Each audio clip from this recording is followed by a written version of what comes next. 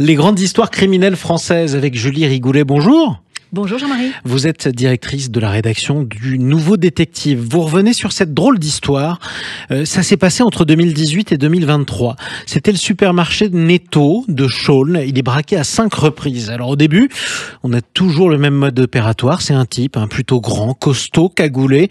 Il opère au petit matin. Il se fait remettre la caisse sous la menace d'un revolver. Et ensuite, il s'enfuit à pied dans les ruelles voisines. Le problème, c'est que le 6e braquage va le perdre. Et là, ça va révéler un coup de théâtre, Julie. Voilà. Alors, le jour se lève doucement sur le village de Chaulnes, près d'Amiens donc. Sous la lueur des réverbères, les rues sont vides, les parkings déserts.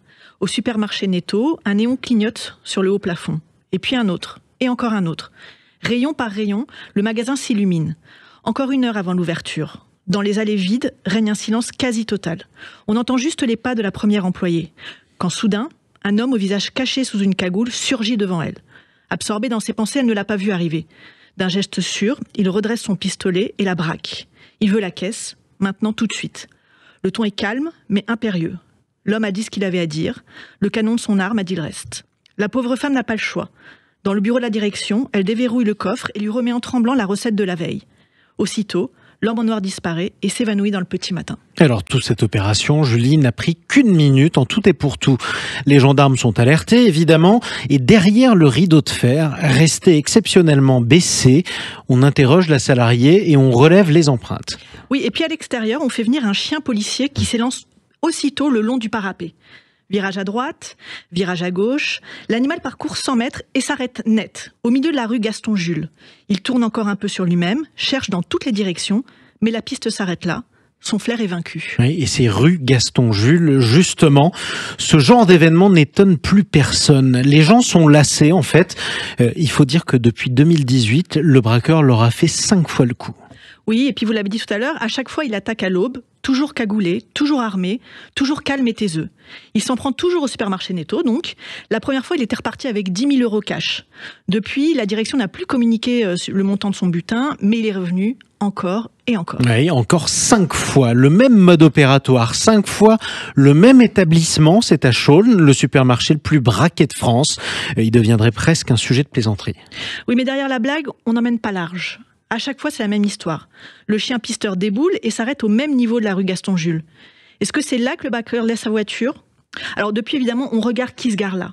Mais que ferait-on si on tombait sur ce type avec sa cagoule et son flingue ? La réponse s'impose d'elle-même, on s'enfuirait en courant et on irait sonner au 28. Alors justement, le 28, c'est là qu'habite quelqu'un. Voilà, un père de famille, pas comme les autres, que tout le monde connaît bien au village. Michael Terry est flic. Et quel flic ? Il travaille à la BAC d'Amiens. Patrouille de nuit, c'est la plus physique. Avec son 1,90 m et sa carrure d'armoire à glace, si c'était lui qui tombait sur le braqueur du Netto, il en ferait de la pâtée. Effectivement. Alors le 6 mars 2023, ce matin-là, le braqueur frappe à nouveau. Mais pour la première fois, changement de routine, Julie. Ce n'est pas le supermarché Netto qui l'attaque, c'est le Carrefour Market, situé 100 mètres plus loin. Oui, mais pour le reste, sa méthode est la même. Cagoulé, armé, il exige la caisse à la première employée arrivée. Moins d'1 minute plus tard, il repart avec son butin et s'évanouit dans les premières lueurs de l'aube. Mais le problème, c'est qu'il n'est pas tombé sur n'importe quelle caissière. Dès qu'il a quitté les lieux, la jeune femme lui emboîte le pas. Tout en le suivant à distance, elle sort son portable et appelle les gendarmes. Elle n'attend qu'une chose, voir dans quelle voiture il monte pour balancer le modèle et la plaque d'immatriculation. Virage à droite, virage à gauche, le type arrive à hauteur de la station-service. Voyant qu'il ralentit, la caissière n'y tient plus et l'interpelle.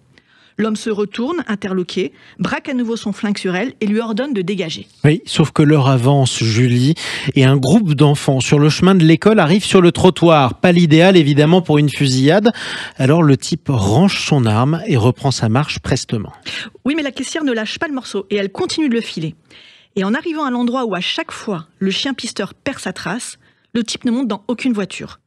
Il bifurque et disparaît derrière le premier portail entre 2 rangées de haies taillées au cordeau. Alors on est toujours en ligne avec les policiers, la jeune femme leur indique l'adresse avant de réaliser l'ironie de la situation.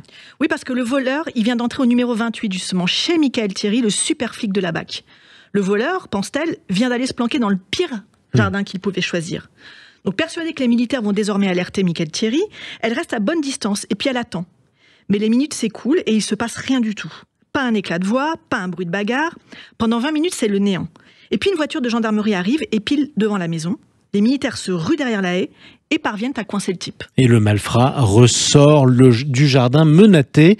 Alors il a été serré de près par 2 hommes. On lui retire sa cagoule et là, stupeur.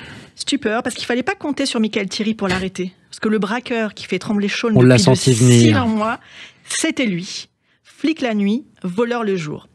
Mis en examen et écroué, l'homme a depuis reconnu les faits. Détail qui ne va pas arranger ses affaires, il utilisait pour ses braquages son arme de service. Entre flics et voyous, la frontière est parfois mince. Et aux petites heures du matin, entre chien et loup, il arrive qu'on ne la distingue même plus. Et ainsi se termina l'histoire du supermarché le plus cambriolé de France, heureusement pour lui d'ailleurs. Oui, alors il ne faut pas oublier que Michael Thierry reste présumé innocent. Évidemment. Merci beaucoup Julie Rigoulet, directrice de la rédaction du Nouveau Détective. On vous retrouve demain à la même heure.